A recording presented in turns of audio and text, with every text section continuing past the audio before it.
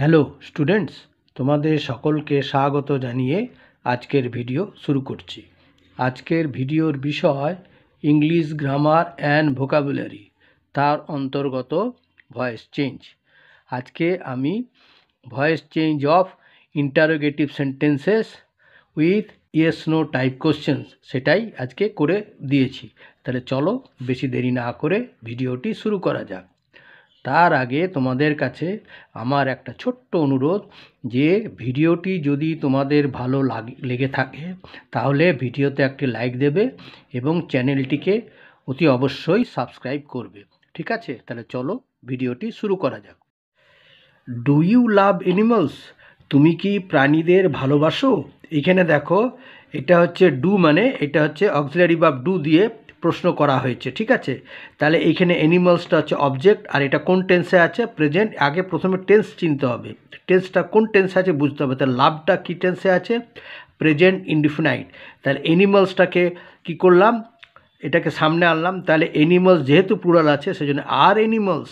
এবার লাভটা হলো লাভড বাই ইউ দিয়ে, এখানেও মানে অ্যাক্টিভেও প্রশ্নবোধক চিহ্ন থাকে এবং প্যাসিভে পরিণত করার পরেও প্রশ্নবোধক চিহ্ন থাকে। তাহলে কি হলো? আর অ্যানিমালস লাভড বাই ইউ। আচ্ছা, নেক্সট হচ্ছে number 2 A, does he know them.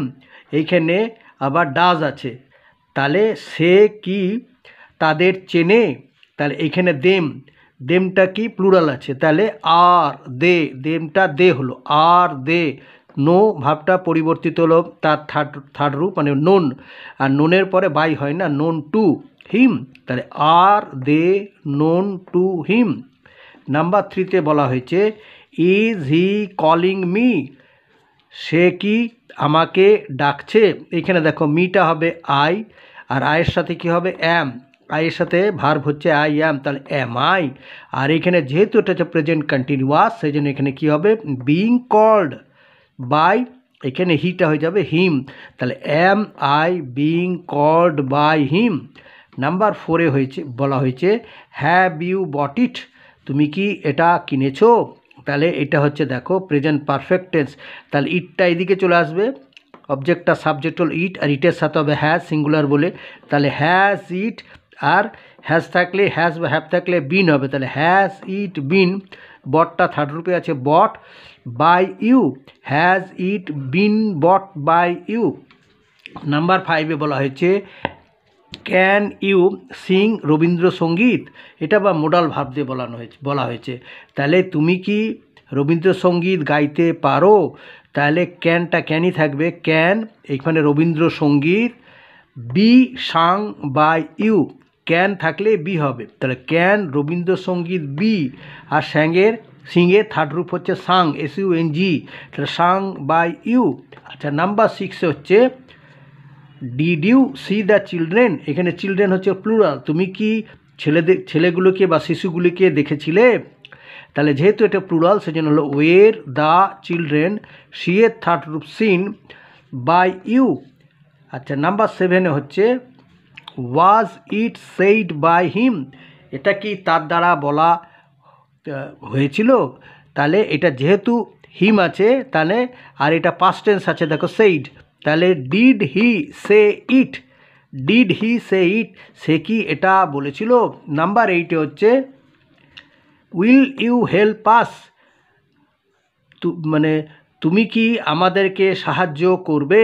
তাহলে আসের এটা সাবজেক্ট হলে আসটা হয়ে যাবে উই, আর এটা হচ্ছে যেহেতু ফিউচার ইনডিফিনিটে আছে, তাহলে উইল হি বি, উইল থাকলে হবে বি, তাহলে will he be, will we be helped by you?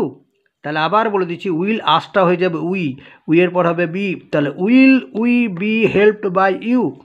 Number 9 বলা হয়েছে, is it being prepared by them? আচ্ছা, দেমটা এই অবজেক্টটা সাবজেক্ট হলে হয়ে যাবে দে, তাহলে যেহেতু প্লুরাল সেটা আর দে, এখানে বিং প্রিপেয়ার্ড বলা হয়েছে, মানে এটাকে কন্টিনিউয়াস টেন্স আছে, এটা প্যাসিভটা আছে কন্টিনিউয়াস টেন্সে, তাহলে আর দে প্রিপেয়ারিং ইট? তারা কি এটা তৈরি করেছে? প্রিপেয়ার মানে তৈরি করা, আর দে প্রিপেয়ারিং ইট? আর নাম্বার 10 বলা হয়েছে, ওয়াজ হি ইটিং ফ্রুটস? হ্যাঁ, তারা কি, সে কি ফলগুলি খেয়েছিল বা খাচ্ছিল, এটা continuous, past continuous, was eating. তাহলে যেহেতু ফ্রুটস প্লুরাল, তাহলে হলো কি ওয়ের ফ্রুটস, আর এটা কন্টিনিউয়াসে আছে, past continuous, the name of being, were fruits being eaten by him. ঠিক আছে? আচ্ছা।